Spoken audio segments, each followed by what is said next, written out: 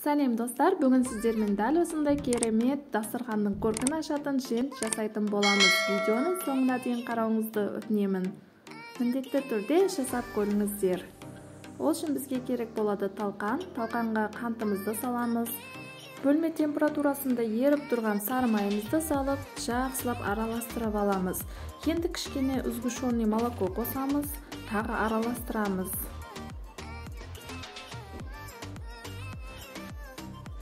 Көріп тұрғаныңыздай бізде әлі сгущенный молокомыз аз болғандықтан тағы барлығын қосып жібердім. Енді жақсылап араластырып аламыз. Бір-біріне жабысатын масса болуы керек.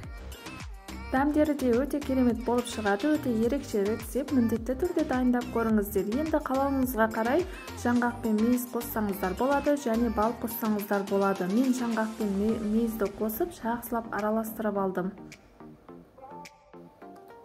Қолыңызбен ұстаған кезде осылай формасын ұстап тұратындай болуы керек. Енді мен осындай формаға салып алдым.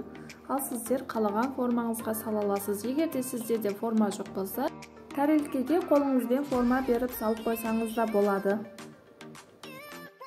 Достар, менің каналымда әртүрлі торттар, тағамдар, десерттердің рецепттері бар. Міндетті түрде кіріп көрсеңіздер болады.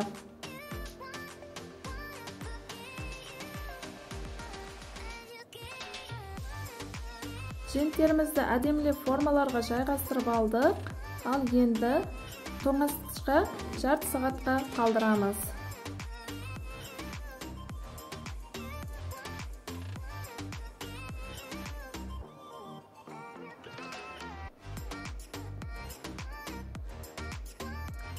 Біздің женттеріміз қатты, көріп тұрғаныңыздай өзінің формасын ұстап тұратындай өте әдемі болып қатты.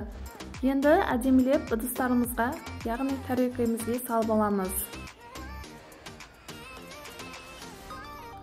Мен осындай шоколад қолдандым, ал сіздер қалаған шоколадтарыңызды қолдана аласыздар. Микротолқынды пеште ертіп алып, кішкене сұйық май қостым және осылай женттерімнің үстінен құйып шықтым.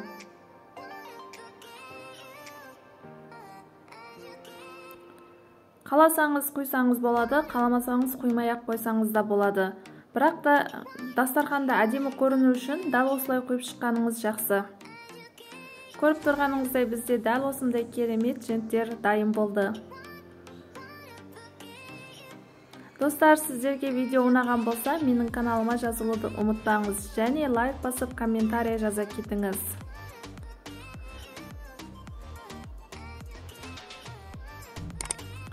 Ал достар, сіздерге сәттілік.